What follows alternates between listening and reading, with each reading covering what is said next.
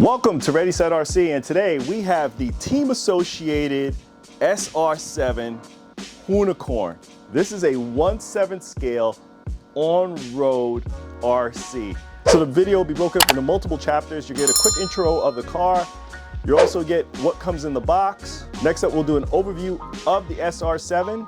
And then lastly, I'm gonna do an overview of several 1/7 scale on-road RCs that I have in my collection. So the SR7 is a 1/7 scale RC, new for Team Associated. They have not had an on-road RC this large in their collection before. Based off a Ken Block, Hoonigan, Area 51, whatever you want to call it, guys, the Hoonicorn. And I would not be surprised if Team Associated also comes out with the Hoona truck. So if those of you that prefer the Hoona truck to the Hoonicorn, you may want to wait a little bit. I wouldn't be surprised if it comes out fairly soon. So for you guys that are not familiar with Team Associated, they are a race brand company. They do have bashers, but what they're really good for is their race brand RCs, their buggies and truggies, and the short course trucks. Now, I've been buying Team Associated for years, and I gotta say, guys, I've always been impressed with most of the RCs that they've come out with. But let's go over what you get in the box. You get some extra body mounts for the RC. What I also noticed that comes with this is so that you can make, and this is one thing that Team Associated is known for, you come out with some adjustments for your hinge pins to actually goes back to how much Team Associated really focuses on the tuning of their RCs. Now, what they also provide you is 2 more additional sets of springs. I think there's only one other company that I've ever seen do this, and that was with the FSR Model GT, provided you with a separate set of springs just to tune the car even more for your driving style. So if you want a little bit more stiffer setup or you want a more lighter setup, depending on the surfaces that you're driving your car, allows you to tune it up. Some instructions on how to operate the ESC, some extra decals. Looks like they gave us some promotional material on some of their other RCs that they have. Basically gives you a feature guide of the entire RC, what it comes with, and it's in multiple different languages. And this is the certificate of testing. This is something that Team Associated does on every RC, so I'm not surprised to see this. And then lastly, in regards to material, you get the owner's manual. And I gotta say, this is pretty thorough in what they provide. Give it a read if this is your first RC or if you've never experienced an RC from Team Associated, and it will definitely get you straight on anything that you may have any questions on. Now, as I mentioned earlier, guys, that they provide you those pills to adjust your hinge pins. Anti-squat is gonna be managed with those pills to adjust the suspension, the lower suspension arms, rather than having droop screws installed on the arms. And then lastly, you get a 2.4 gigahertz FlySky 2ABS transmitter. And I gotta say, guys, at this price range, bring this up, it's a little cheap, guys. It's a 4-channel transmitter, which is great, but the problem I have with this, at an RC that's over the $600 mark, and I know FlySky, Team Associated should have put a better transmitter in this. Just something that feels a little bit more. This has all the trims that you're going to need. You have your steering reverse, your throttle reverse, your bind buttons, steering trims, throttle trims, steering dual rates, on-off switch, 3rd channel, 4th channel.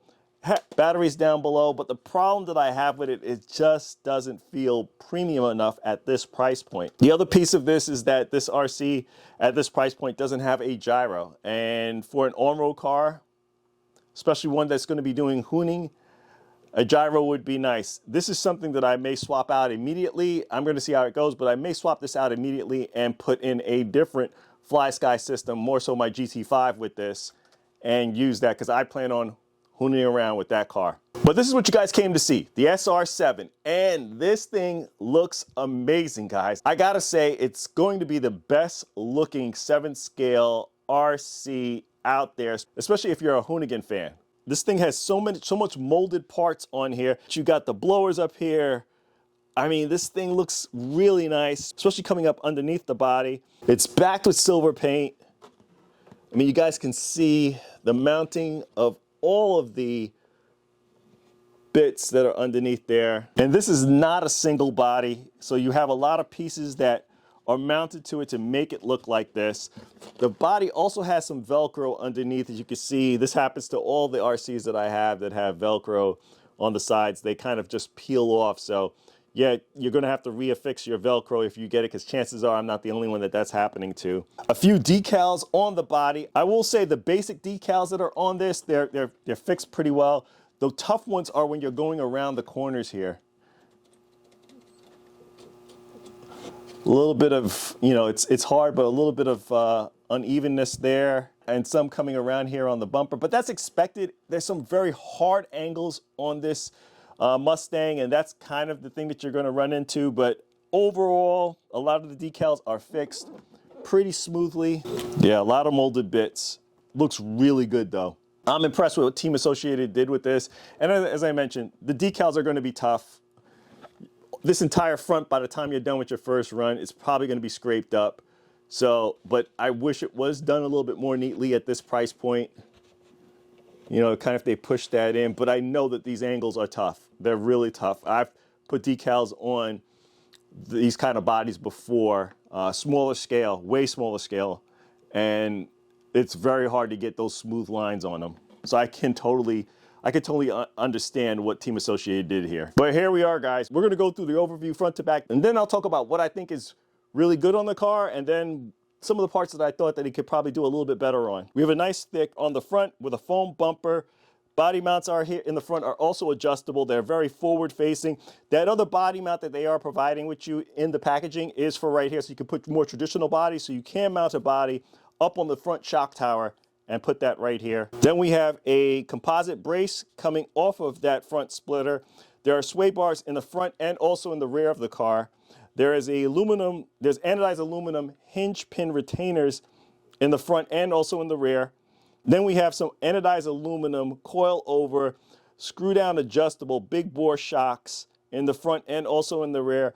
They kind of lay down pretty low. There are some adjustments on the suspension arms to kind of raise them up a little bit if you're trying to get a little bit more of a higher stance on this. Camber and toe are also adjustable on the front. You have CVAs in the front and in the rear on this car. Composite shock tower, composite steering brace. That Arrma bar is also composite. You have a servo saver on this, composite bracing in the front that goes to the center differential, and then another composite bracing from the center differential going to the rear. Dual battery trays going on in the rear as well, and the batteries are going to be affixed with a Velcro. There is adjustments to your battery trays, so if you're looking to run some longer packs, you can adjust these battery trays out a little bit. And the suspension arms, for the most part, on the front and also in the rear, are a fairly good size. On the rear, it looks like you can adjust camber and composite shock tower in the rear, and also the body mounts of the rear are adjustable. You have a nice composite diffuser coming off the rear as well, and that has a composite brace coming down to it. These suspension arms have like an insert in them just to give it a little bit more rigidity. For these tires, these are belted tires. They are super wide. And when I bring out the other RCs to do a comparison, I'll do a comparison at that point in the video. But these are 17 millimeter wheel hexes, super wide tires, and they are very firm. For the chassis, even though the diffuser on the rear is composite and the splitter on the front is composite, underneath, the chassis travels to about right here. And this is a metal chassis throughout the RC. This is kind of slick. There's an adjustable wheelbase on here. We're gonna have to try to figure that one out. That's interesting. Now let's talk about electronics. And this is another new thing for me with the Team Associated RCs. Team Associated going to FlySky is fairly new. I've only seen a handful of RCs that I've seen them releasing with the FlySky receiver and transmitter system. But this is what you would typically have seen before with Team Associated, which I thought was a decent, ready to run transmitter. It has all your functionalities. There's a model that actually has a gyro built in with it, foam wheel, but they've gone away from this. And as I said, I've been seeing more and more RCs released by them that comes with the FlySky setup. And why did I mention that? Because also, typically their reedy systems that you get are more so rebranded hobby wing systems. And more on the quick run side is what you'd see that most of their systems are. They're the quick run rebranded products. This is not a hobby wing rebranded system from what I'm seeing in here. This ESC reminds me of the ESCs that we used to get in the Axial Yeti XL. Actually, I still have the Axial Yeti XL system, and this is the same ESC that I would see on this. So this is now Castle rebranded system that they're putting into this. This is 100% the same ESC that I've seen in the Yeti XL. As for the motor, it's not the Castle rebranded one that we would see in the Yeti XL. This is actually the 2100 kV brushless motor. So a quick interruption to the video. I reached out to Team Associated on this car. Reached out to their help support to see if something that I just didn't set right with me in regards to the owner's manual and some verbiage in there in regards to the ESC. The first question that I asked them, and I'll put the email up so you guys can see what I said to them and then their reply. My first question to them was, is this a Castle Creation system rebranded as a Reedy system? Because I want to know in regards to the programming card. I already know the answer to that, but I wanted to see what they said. They weren't able to confirm with that part of it, but then the other part was interesting because I wanted to understand. The ESC clearly says 4S to 6S capable. The motor, 2100 kV, I'm not too familiar with Castle's 2100 sensorless motors, so I asked that back to them as well. Is this motor and ESC capable of running 4S, or is it capable of running 6S as the highest rating it can handle? The response was interesting. So they clearly stated in the email, the motor and ESC can handle 4S and 6S. You guys don't believe me on the email. Clearly stated on the box, it says 4 AA batteries for the radio, suitable dual 4S to 6S LiPo batteries for vehicle, and battery charger. There you go, guys. Proof in the pudding, this car is not just 4S, it is 6S. I clearly saw it. You guys want to check it out, go on UDRC's channel. He shows the Castle link successfully going to this system. And as I mentioned to you guys before, I've already seen this ESC, the same look in my Axial Yeti XL. So they didn't need to confirm that part to me. The only part that was surprising that they did confirm to me is that the motor and ESC can both handle 6S, not just the ESC. So I'm gonna leave that there for you. What's coming off of it is Dean's connectors.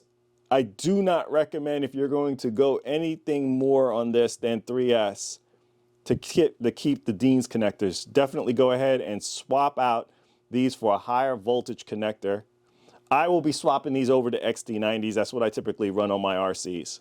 So I mentioned that the motor is a 2100 kV brushless motor, and it has this massive fan on it. And I gotta say, guys, I'm truly impressed with that.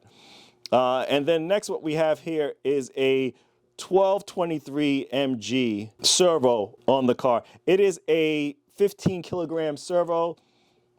I'd probably like to see this a little bit higher. I'm gonna run it as is for now.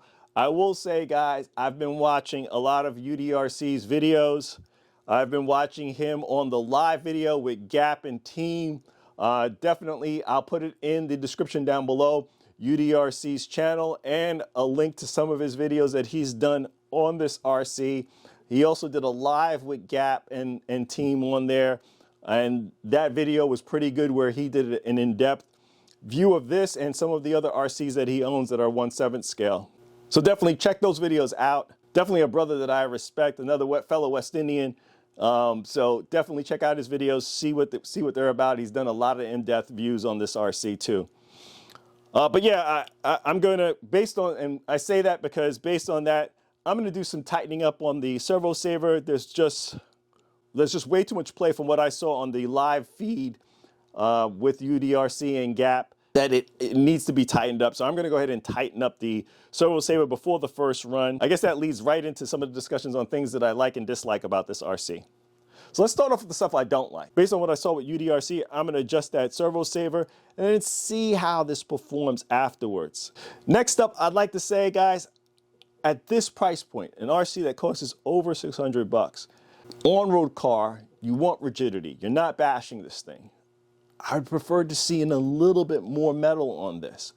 Now, these plastic parts are definitely going to hold up because I don't expect to be jumping this off of ramps, launching this 30 feet in the air and seeing if it can handle it. But I would have liked to have seen a little bit more metal on here. I would have liked to have seen at least a metal chassis brace on this. I know this composite is probably pretty rigid, and I know what they're going for. They're trying to keep the vehicle really light, and I understand that. Outside of that, guys, that's pretty much it. I really want to talk about the positives on this, and this is what I really like about it. That body knocks it out the park. That is an amazing scale body of the Hoonicorn. By far the best one I've seen at this size. There is definitely the ZD Racing EX07, but it doesn't look as scale as the SR7, guys. That body just kills. And that's one of the RCs I'm going to show a comparison with, is with my ZD Racing. I love these tires. These tires, even though these tires feel really firm, they're slicks, they just feel the part. They feel really good. Next up, I like how the chassis layout is so nice and clean. Looks like you'll be able to work on this very easily. Everything is just right there. Another thing is the adjustments on here, the camber, the toe, the pills for the hinge pins. They just knock it out the park, guys. They really do knock it out of the park on this. The quality of the parts that I'm seeing on here look very good. I mean, it just doesn't surprise me at all with how well Team Associated puts an RC together. Big bore shocks, totally love that too as well. The adjustable battery trays is another thing that I really like on it. Most companies, what they'll do is they'll stick you with a battery tray and non-adjustable, and you're stuck if you want to go with those bigger packs. You have a ton of space to adjust the pinion on this. And I gotta say, kudos to Team Associated. Decided to go to a bigger motor. I'm not sure how that's gonna fit in all of this. Meaning if you decide to start throwing in 8S and 12S and 16S in this thing, I don't know how that's gonna fit, but there's a lot of room to get something in here. And the last piece I wanna leave you with before we go into the comparisons between this and several other 7 scales, Team Associated, well-known company, well-known for their products, well-known for what they provide to you. Team Associated did not put in their writings, and I thought it would probably be a good thing to put in their writing, especially if guys who want to really put this through the wear. The diffs in this car are rival MT8 diffs. That truck had issues, but the one thing it didn't have issues with were its diffs. I've had 0 issues with the diffs on my rival MT8, guys, and the diffs that are in this are actually rival MT8 diffs. If you look up the part numbers, you're going to see it says rival MT8 for the diffs on this car. And that tells me, for you folks that want to put this 8S, you're not going to have a problem with the diffs on it. It's built for the power, because the rival MT8 is a 6S basher truck. Here we are with the comparison part of the video, and we're going to start left to right on all the cars that I'm comparing the SR7 to. So first off, we got the ZD Racing EX07. This is loosely based on Ken Block's 1965 Ford Mustang Hoonicorn RTR. It is not a licensed body. Actually, when you order this body, it comes completely with no decals on it. I have a flat clear paint on it just to take up a little bit of the sheen off. I will say the car does come with lights pre-mounted, and it also has like a mechanical brake that you can use to make the car slide a little bit on there. I never really used it. I think it's a little gimmicky. I think you can do enough with the throttle to get this thing to perform. I have a separate video solely on this car if you want to know more, but that's car number 1. Car number 2 is the one that we all know about right now, which is going to be the Team Associated SR7.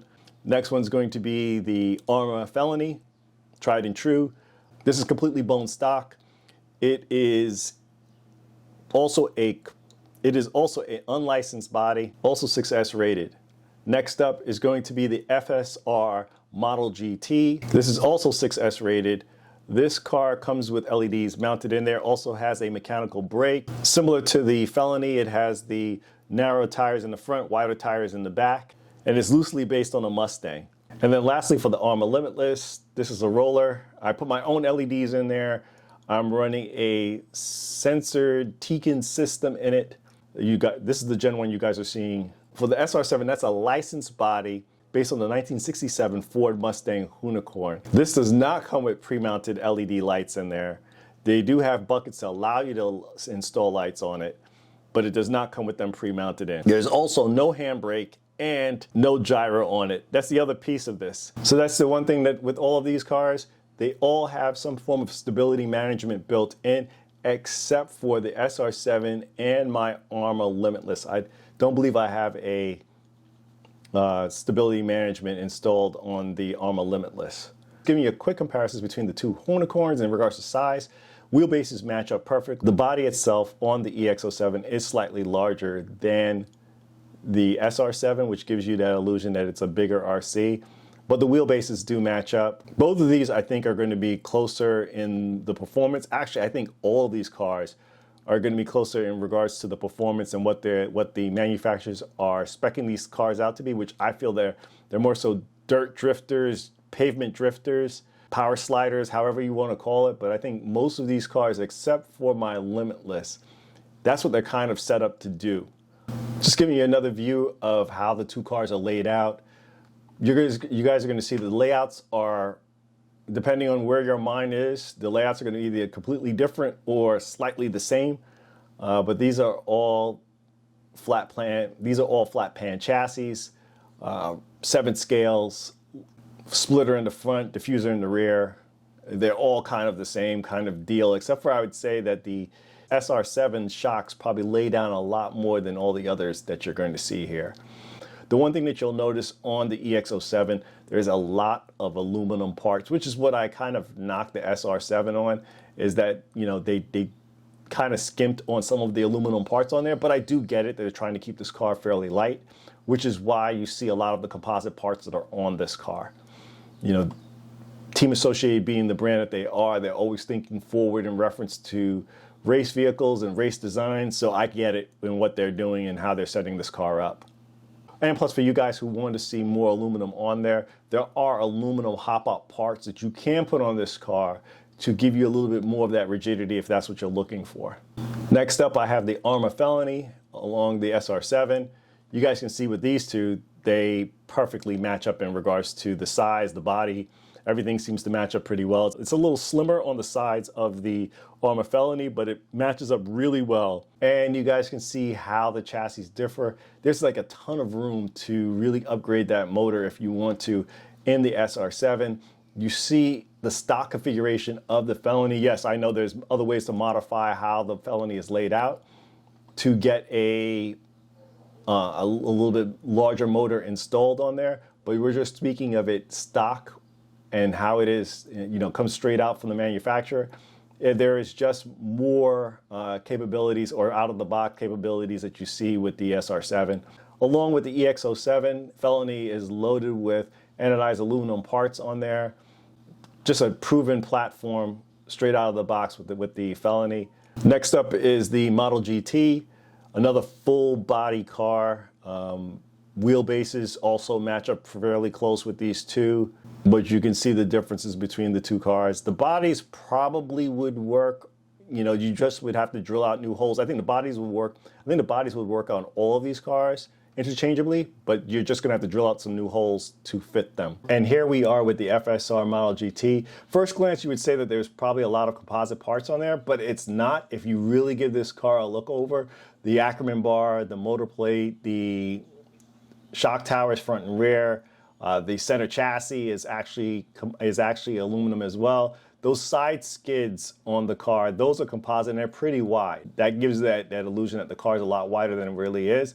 This, as I mentioned before, has the same kind of setup as the Felony, with the wider tires in the rear, slimmer tires in the front. I think if you're looking for some great alternative tires, but they wear down really fast, these FSR Model GT rear tires, they're pretty good. And at the time that I was buying this, I was able to purchase these sets that you're seeing on the car right now from Amazon. Not sure if they're still available. And then lastly, here is the Arrma Limitless. Clearly, you guys can see the wheels The wheels and tires, you would have to put some bigger wheels and tires if you're looking to convert your Arrma Limitless to use this body.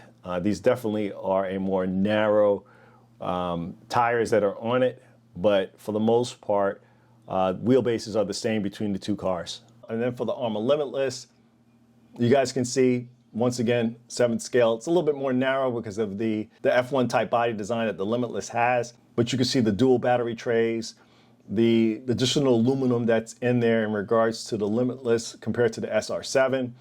Just a well-designed car. Then lastly, guys, I want to give you a little bit more on the tire heights. Even though the EX07 tires are slightly wider than the SR7s, the height is about the same. I don't know if I would recommend them as an alternative tire. They also are 17 millimeters. Taking the Arrma Felony, you guys can see, as for the rear Felony tires, they are slightly wider than what you would find on the SR7, and they may be slightly taller, but I know the front ones are definitely narrow, more narrow and short, and definitely not as tall as the SR7s. For the Model GT, same deal as the Felony. Front tires are not as wide nor as tall as the rears. And the rear Model GT tires are probably going to match up a lot more closer to what you would see on the SR7. And even though, guys, I'm rocking some Power Hobby tires on the Arrma Limitless, just wanted to give you a view of those. These are pretty much the same size as the stock Arrma Limitless tires in regards to the height of the tire and the width. And you guys can see how that matches up to the SR7, just a smaller, more narrow tire than the SR7. So in closing, I provide you a lot of information on this car. We've gone through what comes in the box. We've done an overview of the car, gave you my first impressions of the car, what I thought was positive about it, what was negative about the car. Also provided you a size comparisons to 4 other cars in my fleet. Gave you a little information in regards to the communication that I've had directly with Team Associated in regards to the SR7, its electronics. Please go back and review any parts of the video that you may have missed. But we're going to leave it here. Please like, comment, and subscribe. Check us on Instagram for the latest updates to the channel. This is Ready Set RC, signing out. Thanks again, guys.